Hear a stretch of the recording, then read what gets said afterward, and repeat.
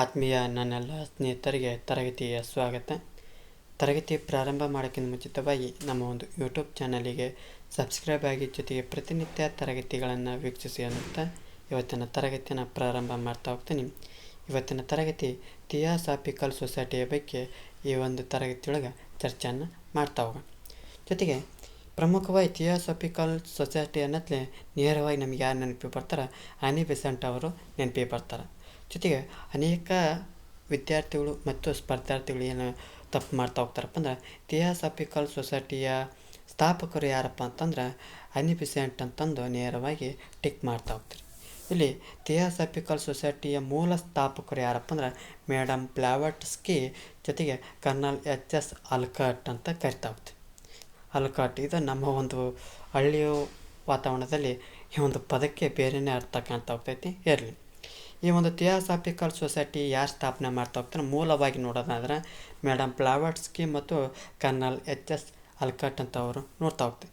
ಈ ಒಂದು ಸಮಾಜವು ಯಾವುದೇ ಒಂದು ಭೇದ ಭಾವ ಇಲ್ಲದ ವಿಶ್ವ ಭ್ರಾತೃತ್ವದ ಒಂದು ನಿರ್ಮಾಣ, ಜೊತೆಗೆ ವೈಚಾರಿಕತೆಯ ತುಲನಾತ್ಮಕ ಒಂದು ಅಧ್ಯಯನ ನಡೆಸುವುದು ಮತ್ತು ಪ್ರಕೃತಿ ನಿಯಮ ಹಾಗೂ ಮಾನವನ ಸುಪ್ತ ಶಕ್ತಿಗಳನ್ನು ಪತ್ತೆ ಹಚ್ಚುವ ಮುಖ್ಯ ಉದ್ದೇಶಗಳಿಂದ ಸ್ಥಾಪನೆ ಆಗ್ತೈತಿ.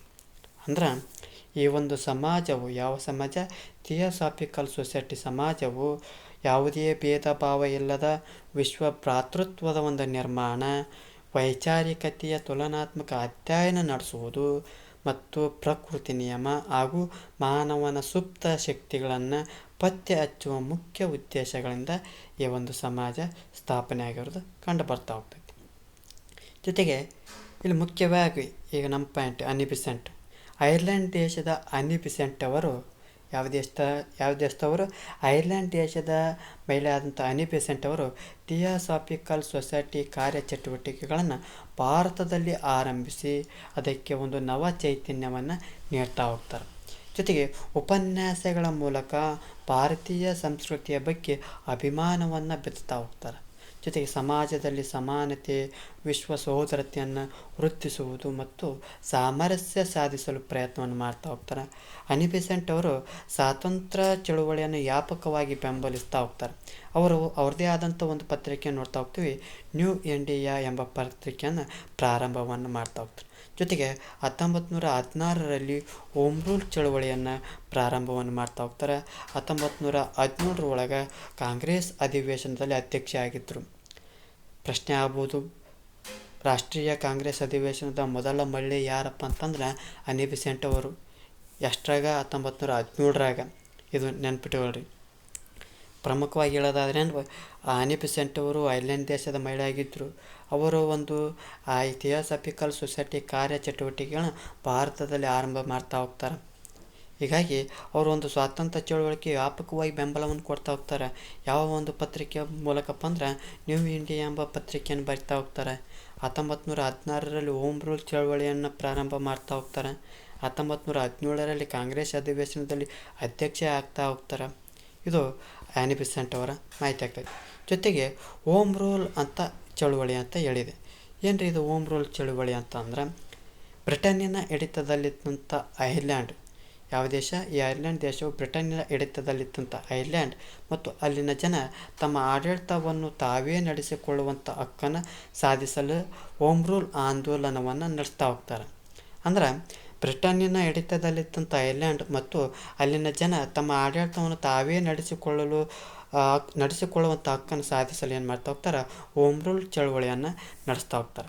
ಇದರಿಂದ ಪ್ರಭಾವಿತರಾದಂಥ ಆನಿ ಬೆಸೆಂಟ್ ಅವರು ಭಾರತದಲ್ಲಿಯೂ ಕೂಡ ಹೋಮ್ ರೂಲ್ ಚಳುವಳಿಯನ್ನು ಆರಂಭ ಮಾಡ್ತಾ ಹೋಗ್ತಾರೆ. ಯಾಕಪ್ಪ ಅಂದ್ರೆ ಭಾರತವು ಬ್ರಿಟಿಷರ ಹಿಡಿತದಲ್ಲಿತ್ತು. ಹಾಗಾಗಿ ನಮ್ಮ ಒಂದು ಆಡಳಿತವನ್ನು ಭಾರತೀಯರೇ ಮಾಡಬೇಕು ಅನ್ನೋ ಕಾರಣಕ್ಕಾಗಿ ಇಲ್ಲಿ ತಮ್ಮ ದೇಶದಲ್ಲಿ ನಡೆದಂಥ ಹೋಮ್ ರೂಲ್ ಆಂದೋಲನವನ್ನು ಭಾರತದಲ್ಲಿ ಕೂಡ ಪ್ರಾರಂಭವನ್ನು ಮಾಡ್ತಾ ಹೋಗ್ತಾರೆ. ಯಾವಾಗ ಪ್ರಾರಂಭ ಮಾಡ್ತಾರಪ್ಪ ಅಂದ್ರೆ 1916ರಲ್ಲಿ 2 ಹೋಮ್ ರೂಲ್ ಲೀಗ್ಗಳು ಅಸ್ತಿತ್ವಕ್ಕೆ ಬರ್ತಾ ಹೋಗ್ತವೆ. ಒಂದು ತಿಲಕರ ನೇತೃತ್ವದಲ್ಲಿ ಪೂನಾ ಕೇಂದ್ರವನ್ನಾಗಿಸಿಕೊಂಡು ಅದು ಮಹಾರಾಷ್ಟ್ರ, ಉತ್ತರ ಕರ್ನಾಟಕ, ಕೇಂದ್ರೀಯ ಪ್ರಾಂತ್ಯಗಳು, ಬಿರಾರ್ ಪ್ರದೇಶಗಳಲ್ಲಿ ತನ್ನ ಶಾಖೆಗಳನ್ನು ಹೊಂದ್ತಾ ಹೋಗ್ತೈತಿ. ಮತ್ತೊಂದು ಕಡೆಗೆ ಹೋಮ್ ರೂಲ್ ಲೀಗ್ ಆನಿ ಬೆಸೆಂಟ್ ಅವರ ನೇತೃತ್ವವನ್ನು ಮದ್ರಾಸ್ ಕೇಂದ್ರವಾಗಿ ಕೇಂದ್ರವನ್ನಾಗಿಸಿಕೊಂಡಿದ್ದು ಏನು ಮಾಡ್ತಾ ಹೋಗ್ತಾರೆ, ತಮ್ಮ ಒಂದು 2 ಹೋಮ್ ರೂಲ್ ಲೀಗ್ಗಳನ್ನು ಅಸ್ತಿತ್ವಕ್ಕೆ ತರ್ತಾ ಹೋಗ್ತಾರೆ. ಯಾರು? ಒಂದನೇದು ತಿಲಕ್ರವರು, ಇನ್ನೊಬ್ಬರು ಆನಿ ಬೆಸೆಂಟ್ ಅವರು. ಜೊತೆಗೆ ತಿಲಕ್ರವರು ಮರಾಠ ಮತ್ತು ಕೇಸರಿ ಪತ್ರಿಕೆಗಳನ್ನು ನಡೆಸಿದರೆ, ಆನಿ ಬೆಸೆಂಟ್ ಅವರು ನ್ಯೂ ಇಂಡಿಯಾ ಮತ್ತು ಕಾಮನ್ವೆಲ್ತ್ ಪತ್ರಿಕೆಗಳ ಮೂಲಕ ಪ್ರಚಾರವನ್ನು ಮಾಡ್ತಾ ಹೋಗ್ತಾರೆ. ಯಾವ ಇಲ್ಲಿ ಪ್ರಮುಖವಾಗಿ 4 ಪತ್ರಿಕೆಗಳು ಬಂದವು. ಯಾವುದು? ಮರಾಠ, ಕೇಸರಿ, ಇನ್ನೊಂದು ನ್ಯೂ ಇಂಡಿಯಾ, ಕಾಮನ್ವೆಲ್ತ್. ತಿಲಕರ ಪತ್ರಿಕೆಗಳು ಮರಾಠ ಮತ್ತು ಕೇಸರಿ ಆಗ್ತಾ ಹೋಗ್ತೈತಿ. ಆನಿ ಬೆಸೆಂಟ್ ಅವರ ನ್ಯೂ ಇಂಡಿಯಾ ಮತ್ತು ಕಾಮನ್ವೆಲ್ತ್ ಪತ್ರಿಕೆಗಳು ಈ ಒಂದು ಮೂಲಕ ತಮ್ಮ ಒಂದು ಪ್ರಚಾರವನ್ನು ಮಾಡ್ತಾ ಹೋಗ್ತಾರೆ. ಇದಿಷ್ಟೇನಪ್ಪ ಅಂದ್ರೆ ಥಿಯಾಸಫಿಕಲ್ ಸೊಸೈಟಿಯ ಮಾಹಿತಿ. ಪರೀಕ್ಷಾ ದೃಷ್ಟಿಯಿಂದ ನೋಡೋದಾದ್ರೆ ಥಿಯಾಸಫಿಕಲ್ ಸೊಸೈಟಿಯ ಮೂಲ ಸ್ಥಾಪಕರು ಯಾರಪ್ಪ ಅಂದರೆ ಮೇಡಮ್ ಬ್ಲಾವಟ್ಸ್ಕಿ ಮತ್ತು ಕರ್ನಲ್ ಎಚ್.ಎಸ್. ಆಲ್ಕಾಟ್ ಅವರನ್ನು ನೋಡ್ತಾ ಹೋಗ್ತೀವಿ.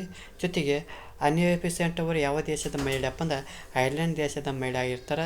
ಜೊತೆಗೆ ಥಿಯಾಸಫಿಕಲ್ ಸೊಸೈಟಿಯ ಒಂದು ದೇವೋದ್ದೇಶಗಳನ್ನು ಕಾರ್ಯಚಟುವಟಿಕೆಗಳನ್ನು ಭಾರತದಲ್ಲೇ ಆರಂಭಿಸಿ ನವ ಚೈತನ್ಯವನ್ನು ತುಂಬುತ್ತಾ ಹೋಗ್ತಾರೆ.